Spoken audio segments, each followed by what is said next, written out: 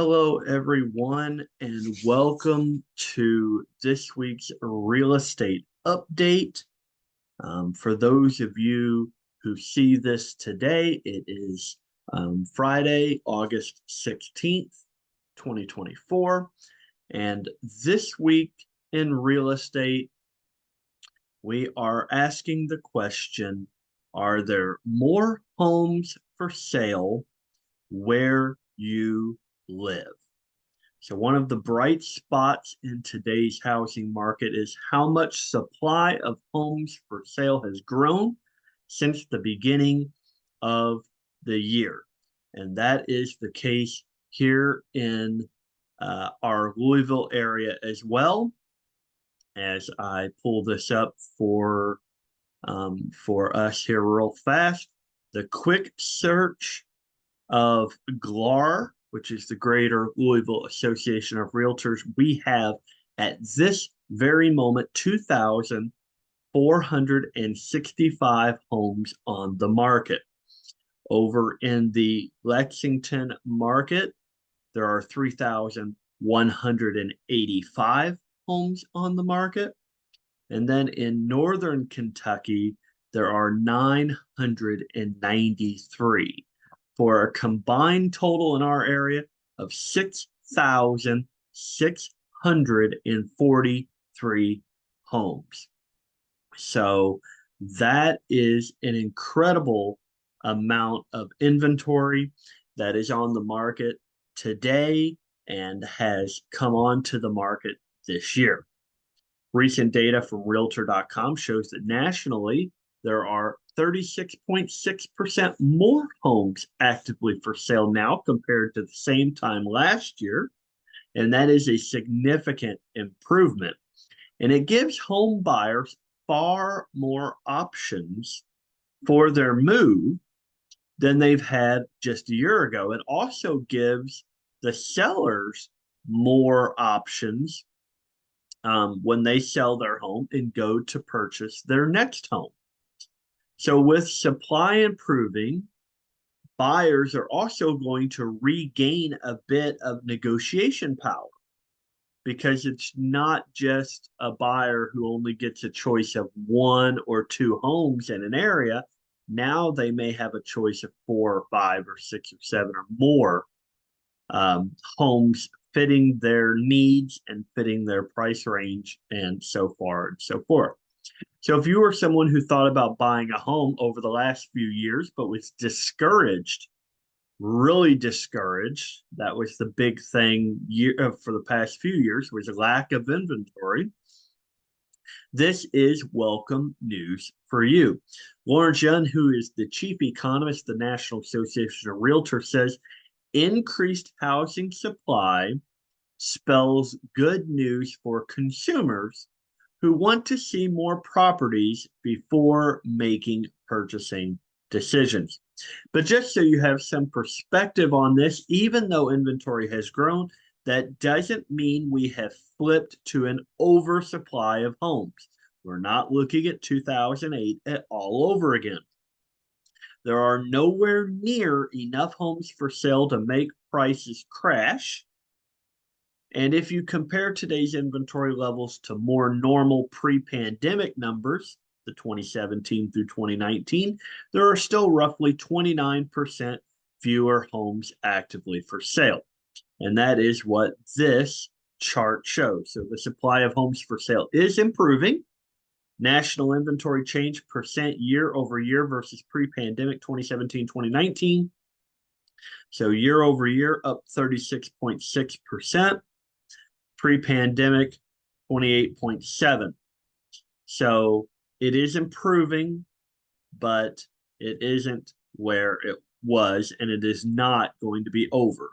So while we are up in inventory almost 37%, we are still not back to how much inventory there'd be in a normal market.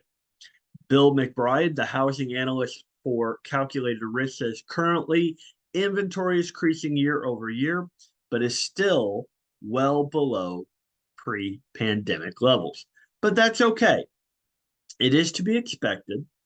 And as a country, it'll take a while to get back to the typical level of homes for sale. And the good news for buyers is that in some select markets, it's closer to being a reality. Here's a rundown of what today's inventory growth looks like by region. So in the United States as a whole, again, 36.6% year over year increase in inventory versus the pre-pandemic levels. In the Midwest, up 22.7. The Northeast, 14.7. In the South, where they locate Kentucky, we're up 47.6, almost 48%. And in the West, up 35.4. So all over the country, we are seeing increased inventory hitting the market, which is good news for home buyers. Gives them more options. And for home sellers, while during the home selling process, it gives the home seller more competition. After they have sold their home, then they also have more options for what to choose from. So real estate will always be hyper local. That is why I brought up the Louisville numbers and the Lexington numbers and Northern Kentucky numbers, because we are seeing the same thing that we are seeing nationally. It is happening here, not just somewhere else. If you want to find out what inventory numbers look like where you live, reach out to a local agent.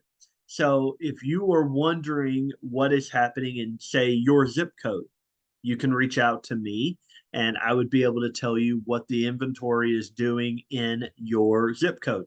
Maybe you want to know what is happening in your particular neighborhood. Maybe you're interested in what home values are doing in your neighborhood, or maybe you're in a neighborhood that you're interested in moving to eventually. You can always contact me and I can get those numbers for you as well.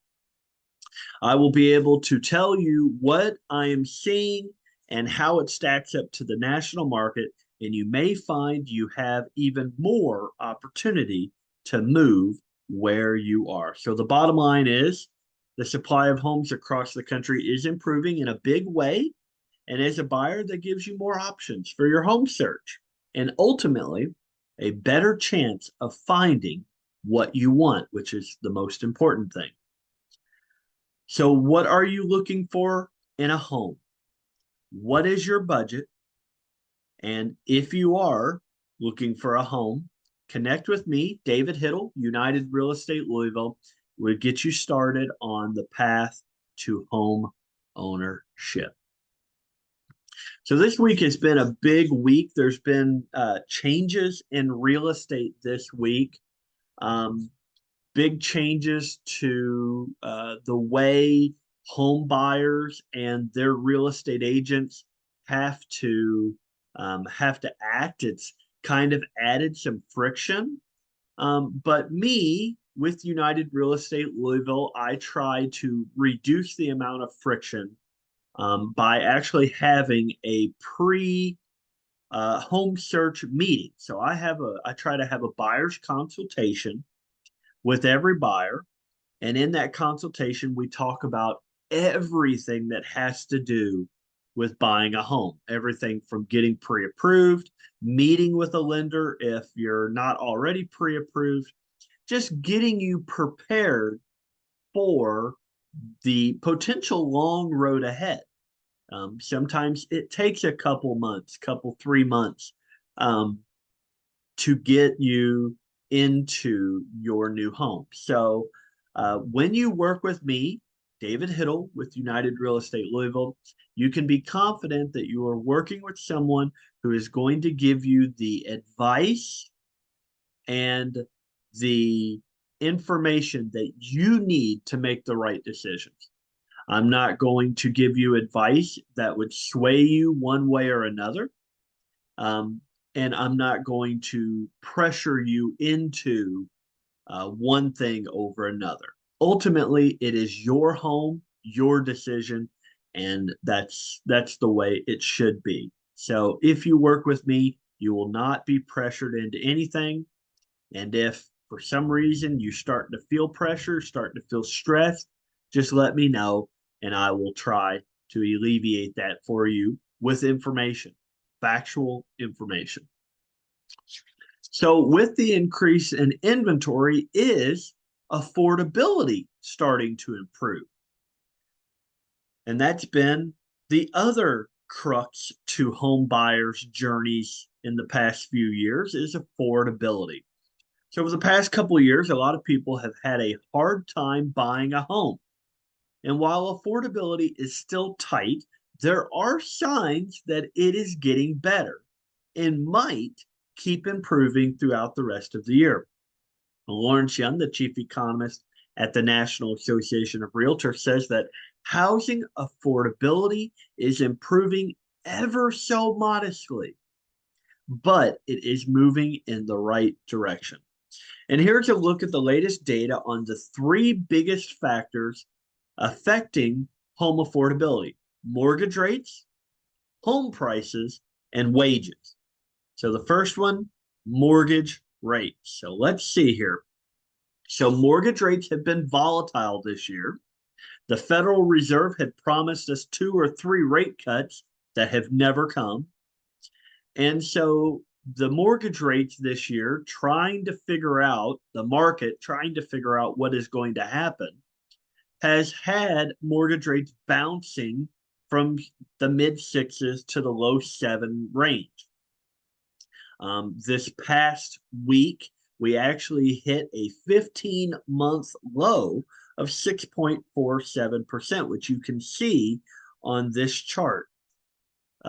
Rates have been trending in a downward pattern, in a downward rate since May. So we are actually seeing rates start to come down. And if you look at this chart, 6.47 is the lowest rate that is on this chart. And this chart goes all the way back to the beginning of this year. So mortgage rates have improved lately, in part because of the recent economic news, employment, and inflation data. Moving forward, some rate volatility is always to be expected. But if the future economic data continues to show signs of cooling, experts say mortgage rates could keep going down, which would be good. Even a small drop can help you because when rates decline, it's easier to afford the home you want because your monthly payment will be lower. Just do not expect us to get back down to 3% anytime soon. The second crux to the situation is home prices. And that's the second big thing we have to worry about. Nationally, home prices are still going up. They're just not going up as fast as they did over the past couple of years. And this chart from Case-Shiller is a big help when it comes to what is happening with home prices. So you see back in 2022, we had home prices increasing year over year 20%, over 20%, just under 20%. But ever since May of 2022, the rate of home price increase year over year has steadily declined. In May of 2023, apparently it actually went negative, where home prices actually fell. However, it's starting to bounce back up this year, or late last year into this year. And now we're seeing moderate price increases of about 5% a year, which is typical. That is typical. This is not usual. 20% plus is not usual. That is very unusual. This is more normal. This is more normal.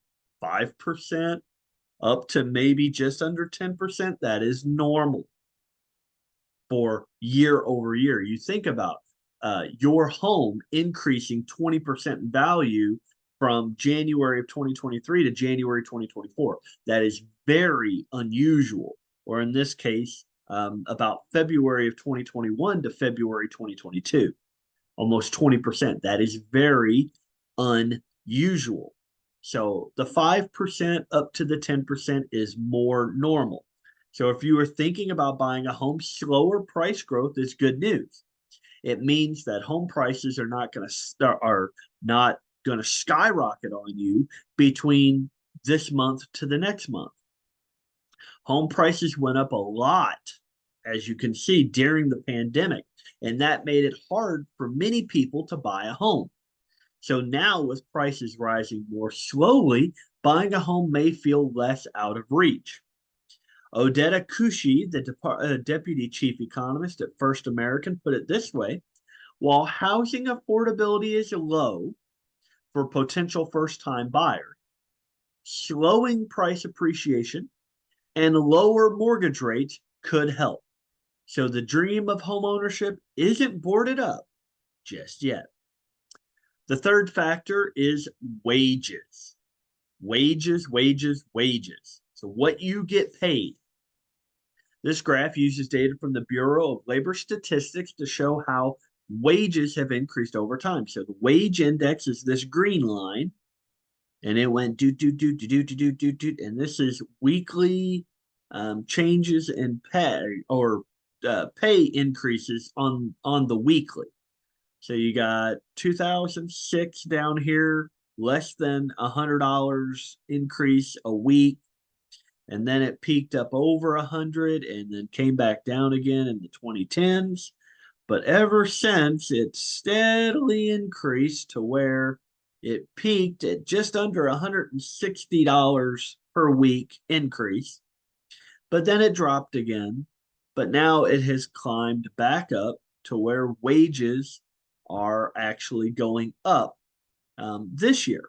And then, of course, the trend line is being completely defeated by the new increases in wages. So if you look at the blue dotted line, it shows how wages usually go up in a typical year. And then on the other side of the graph, you'll see wages are rising even faster than normal right now, and that is the green line. And this helps you because if your income increases, it becomes easier to afford a home. And that's because you won't have to spend as much of your paycheck on your monthly mortgage payment. So the bottom line here is when you put all these factors together, we see mortgage rates trending down, home prices are rising, but more slowly, and wages are going up faster than usual. Though affordability will still be a challenge, these trends are early signs that things might be starting to improve. So again, this week was as my broker put it, Real Estate Oregon Trail. We went from knowing and having a visual of what a buyer's agent would be paid in a transaction to now having no visualization of what a buyer's agent will be being compensated in a transaction. We've changed now from the listing broker paying the selling broker to now the seller paying the buyer and the buyer paying the buyer's agent. So there are a lot of changes afoot in the real estate market. And these are just a few things that consumers and clients have to be aware of. And they have to be aware of these things because if they listen to the news, they could become scared. If you listen to the news, you may get misinformation. If you listen to the internet, you may get misinformation. There are a lot of scare tactics out there and a lot of lawyers that would love to put their hand out and ask you to pay them for their services. And it's not right. So if you have questions about what is happening in the real estate market, maybe what is happening with this, the lawsuit and all these changes that are coming, please feel free to contact me. You can contact me. We can speak about it over the phone. And I will explain in the best way I can what is happening in today's real estate market. So, the great wealth transfer, a new era of opportunity. In recent years, there's been a significant shift in how wealth is distributed among generations, and it's being called the Great Wealth Transfer. Historically, the transfer of wealth from one generation to the next was a more gradual process, often limited to small amounts of inheritance or family savings. But today, the scale has increased in a big way. As a recent article from Bankrate said, the biggest wave of wealth in history is about to pass from the baby boomers over the next 20 years, and it's going to have major impacts on many facets of life. This is called the Great Wealth Transfer. $84 trillion is poised to move from older Americans to Generation X and Millennials. And if it's managed smartly, Americans will be able to grow their wealth and ensure financial security. So basically, as baby boomers are retiring, they're selling their businesses or downsizing their homes. More substantial assets are being passed down to younger generations. And this creates a powerful ripple effect that'll continue over the next few decades. The graph below uses data from Merrill and Sorelli Associates to give you an idea of how much inherited money is set to change hands through 2045. So the baby boomers estimated wealth to be inherited through 2045 by generation. So 4 trillion for the baby boomers born 1946 to 1964, 30 trillion for Generation X, 65 to 1980, 27 trillion for the millennials, 1981 to 1996, and then 11 trillion for Generation Z, 1997 to 2012 or younger. So the impact that this has on the housing market is that this wealth can be used to purchase homes. And as home affordability has been a major concern for many aspiring buyers, especially in the high demand areas, the increase in generational wealth is expected to ease some of these challenges by providing these future homeowners with greater financial resources. And as assets are passed down through the generations, buyers may find themselves in a better position to afford homes. Merrill talks about that benefit in a recent article that says while millennials face steep barriers to buying a first home in many markets, that's a for now story, not a forever story. The great wealth transfer should enable more of them to become homeowners or trade up or add a second home, either through inherited property or the funds for a down payment. The impact on the economy doesn't just impact housing, though. It's also going to provide a new avenue for entrepreneurial spirits to fuel economic growth. So if someone is looking to start a business and they are receiving funds like this, that money can be used as the necessary capital to start a new company. And this helps the next generation of innovators and business owners bring their ideas to life. So the bottom line here is that while affordability will remain a challenge in today's housing market, the ongoing great wealth transfer is poised to unlock new opportunities as wealth is passed down and put to good use. It's expected to ease some of the barriers to home ownership and fuel other entrepreneurial endeavors. So there are a few factors involved when you're buying a home. One of the factors is your credit score.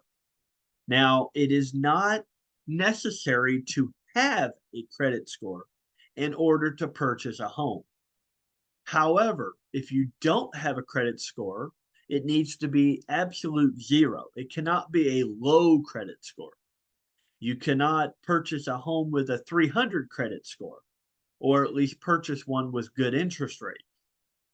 So if you don't have a credit score, it needs to be nothing. It needs to be zero versus being low. There is a difference. So what credit score do you really need to buy a house?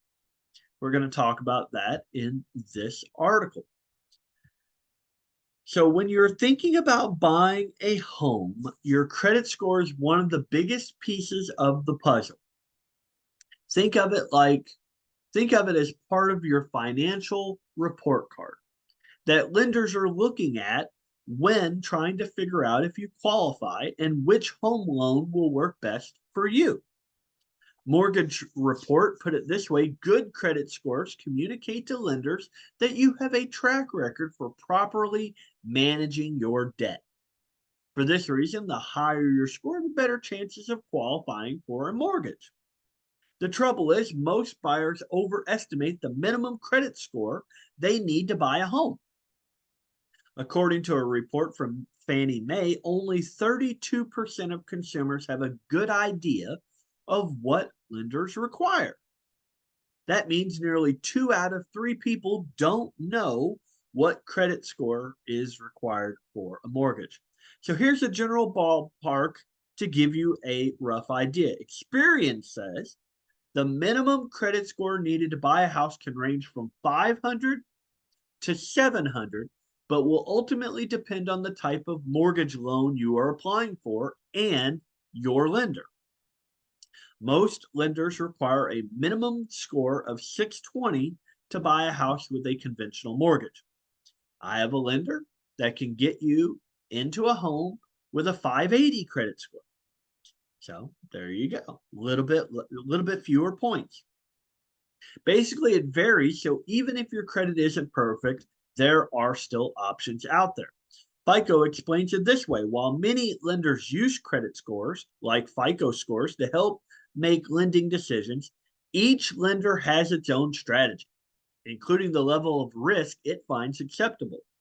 There is no single cutoff score used by all lenders, and there are many additional factors that lenders may use as well.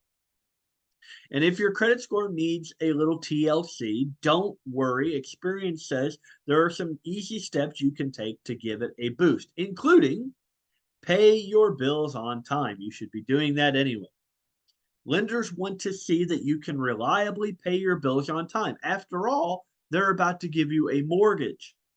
If they give you a mortgage, that is another bill.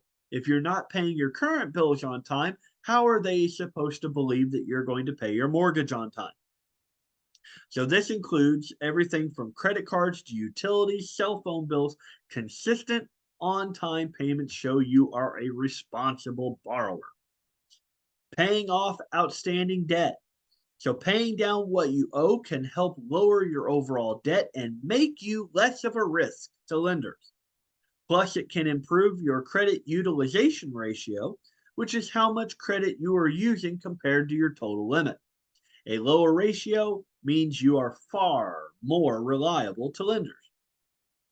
And don't apply for too much credit. While it might be tempting to open more credit cards to build your score, it's better to hold off. Too many new credit card applications can actually lead to hard inquiries on your report, which can temporarily lower your score. So the bottom line here is your credit score is crucial when buying a home. Even if your score isn't perfect, there are still pathways to home ownership, and you should work with a trusted lender. And that is the best way to get more information on how your credit score could factor into your home loan. And if you're in need of a trusted local lender, I have one available for you. Just contact me and I will get you connected with a local lender who has been servicing individuals on the mortgage scene for over 20 years. Now take some time to watch this awesome video.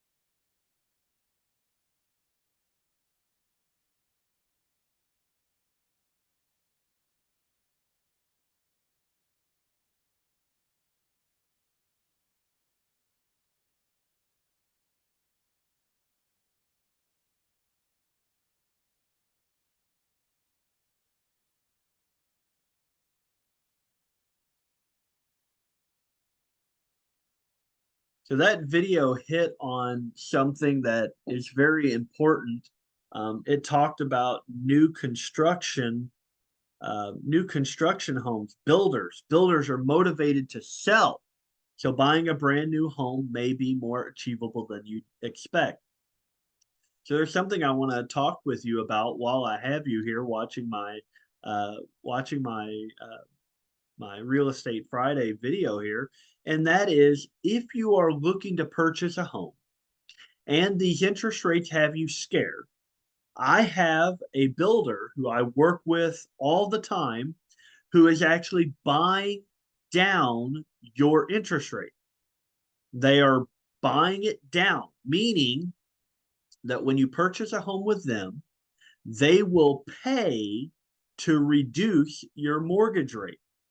So I just had clients that just closed on their new construction home, and the builder bought their rate down 4 points, which I'm not going to tell you how much that cost the builder because that may be confidential private information for my client, but the builder bought down their rate to make it significantly lower than today's mortgage rates. So again, if you are wanting to purchase a home and your budget allows you to purchase a new construction home, it may be good for you to connect with me so that I can introduce you to this builder that is buying down rates in a significant way. So everyone, I hope that this video has been informative for you. If you have any questions or concerns or comments, or just you want to add something to the video, please reach out. I am always available and I'm always happy to take suggestions. But I hope I'm always informative to my audience.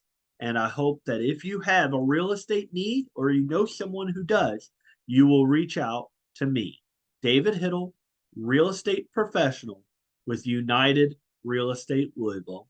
And I hope you all have an amazing weekend.